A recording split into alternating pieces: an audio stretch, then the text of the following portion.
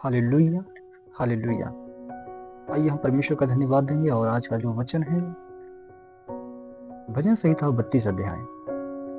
जैसा लिखा है, क्या ही धन्य वो जिसका अपराध क्षमा किया गया और जिसका पाप ढपा गया हो।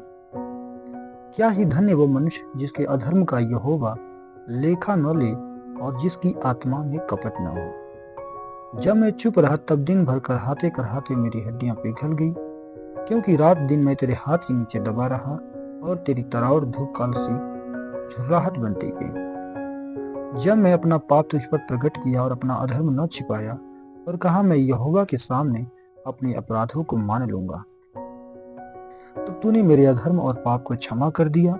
इस कारण हर एक भक्त तुझसे ऐसे समय में प्रार्थना करे जबकि तू मिल सकता है। हालेलुया। निश्चय जब जल की बाढ़ आए तो भी उस भक्त के पास न पहुंचेगी। तू मेरे छिपने का स्थान है, तू संकट में मेरी रक्षा करेगा। हालेलुया। तू मुझे चारों ओर के छुटकारे के गीतों से घेर लेगा। मैं तुझे बुद्धि दूंगा और जिस मार्ग में तुझे चलना होगा उसमें तेरी अगुवाई करूंगा। मैं तुझ पर कृपा दृष्टि रखूंगा और सम्मति दिया करूंगा। तुम घोड़े और खच्चर के समान न बनो, जो समझ नहीं रखते। उसकी उमंग लगाम और रास्ते रोकनी पड़ती, नहीं तो वे तेरे वश में नहीं आने के। हालेलुया। दुष्टों को तो बहुत पीड़ा होगी, परंतु जो यहोवा पर भरोसा रखता है वह करुणा से घिरा रहेगा। हे धर्मियों, यहोवा के कारण आनंदित और मगन हो, और हे सब सीधे मन वालों, आनंद से जय जयकार करो। Hallelujah, hallelujah, hallelujah. आइए मेरे भाइयों, इस वचन को हम परमेश्वर की आत्मा के अनुसार समझें, क्योंकि जब तक पवित्र आत्मा हमें न समझाए तो हम इस बात को नहीं समझ पाएंगे। इसलिए हम परमेश्वर से प्रार्थना करें, प्रभु आपका धन्यवाद हो। हम प्रार्थना करते हैं कि तेरा आत्मा हम सबसे बातचीत करे और हमारे हृदय हमारे मन को खोले। जैसा लिखा है, क्या ही धन्य हो जिसका अपराध क्षमा किया गया और जिसका पाप ढांपा गया हो। मेरे प्रियो, परमेश्वर ही है जो हमारे अपराधों को क्षमा करता है। परमेश्वर ही है जो हमारे गुनाहों को माफ करता है, चाहे हमने कोई भी क्यों न बुराइयां की हो। यदि हम अपने अधर्म को परमेश्वर के सामने मान ले तो परमेश्वर क्षमा करता है। हालेलुया। लेकिन जब तक हम नहीं मानेंगे, जब तक हम छिपाए रखेंगे, तब तक परमेश्वर की दया हम पर नहीं होने की। इसलिए कि हम अपने आप को परमेश्वर के हाथों में समर्पित कर दें। हालेलुया। और आगे क्या लिखा है, क्या ही धन्य वह जिसके अधर्म का यहोवा लेखा न ले। बात वही है, यदि हम अपने अधर्म को मान लें और परमेश्वर के सामने अपने आप को समर्पित कर दें, तो परमेश्वर हमारे उस बुरे कामों का फिर लेखा नहीं लेता, परंतु हमें माफ कर देता है और कहता है मैंने तुझे क्षमा किया।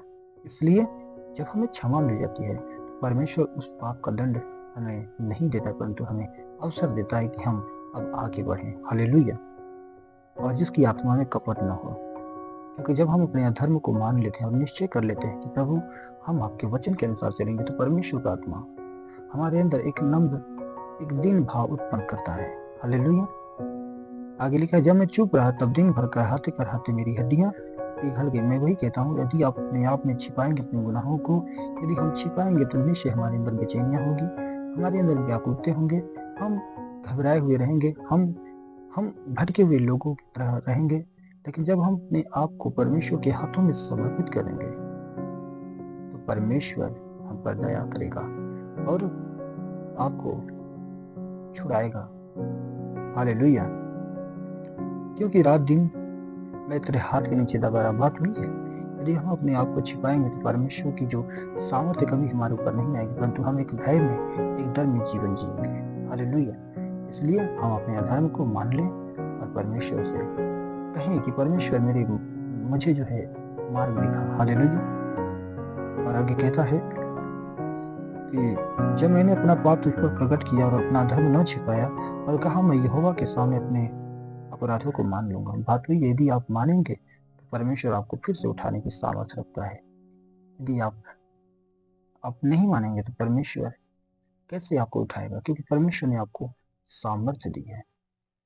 इसलिए जब यह सामर्थ्य मिला है, जब आपको अवसर मिलता है, तो आपको चाहिए कि हम उठें, क्योंकि परमेश्वर हमें मौका देता है। आप कल्पना करें, यदि आप परिवार में हैं, कोई गलतियां करते हैं तो परिवार क्या करता है, आपको ताड़ना देता है, आपको जो है यहाँ तक आपकी बदनामी होती है। लेकिन अगर परमेश्वर पर आप भरोसा रखते हैं तो परमेश्वर आपको क्षमा करेगा, आपको माफ करेगा और आपको फिर से उठाएगा। इसलिए मैं कहता हूँ, परमेश्वर हमारे जीवन का कर्ता है, हमारा भरोसा परमेश्वर पर होना चाहिए। Hallelujah, hallelujah. इसलिए मेरे प्रिय भाई बहनों, जो आज का वचन है मैं आज से पढ़ना चाहता हूँ। जैसा लिखा है, मैं तुझे बुद्धि दूंगा और जिस मार्ग में तुझे चलना होगा उसमें तेरी अगुवाई करूंगा। याद रखना, परमेश्वर हमें बुद्धि और ज्ञान देगा और जिस मार्ग में हमें और आपको चलना है वही सिखाएगा और उसी रास्ते में तो चलेगा। हालेलुया। और उसकी करुणा, उसकी दया हमसे और आपसे कभी अलग नहीं होगी। इसलिए अपना विश्वास प्रभु पर बनाए रखें और संपूर्ण मन से उस पर भरोसा रखें। हालेलुया। आप सभी को जय मसीह।